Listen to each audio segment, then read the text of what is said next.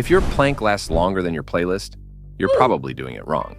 This exercise can build a rock-solid core that powers every lift, squats, deadlifts, even pull-ups. But mess up one of these 10 common mistakes, and your plank goes from a core builder to a waste-of-time wiggle. Let me fix that.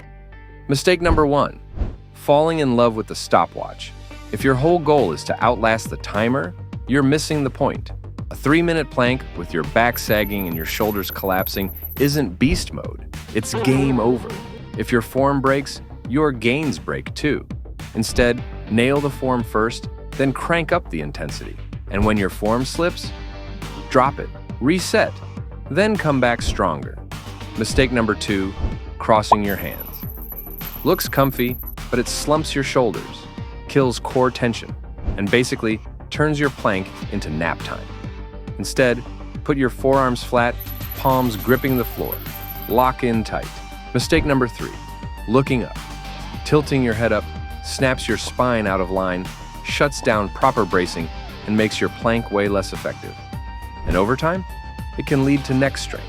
Instead, keep your head facing down, eyes on the floor, spine straight.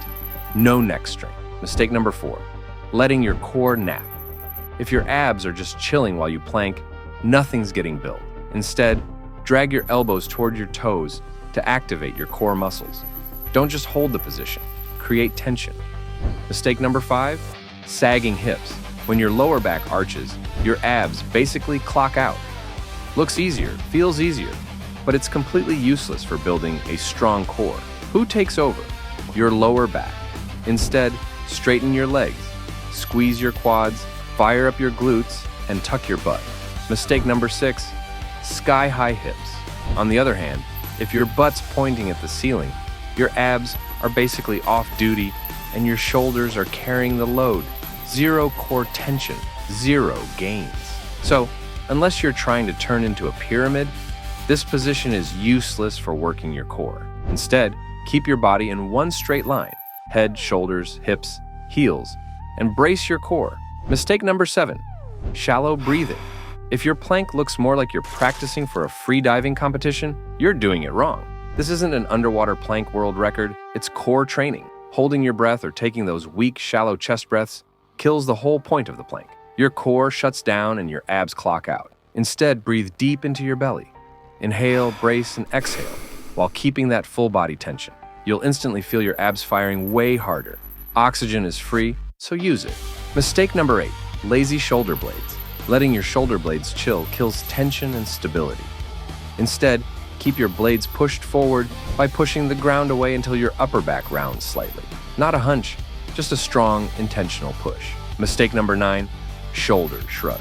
If your shoulders are kissing your ears during a plank, you're doing it wrong.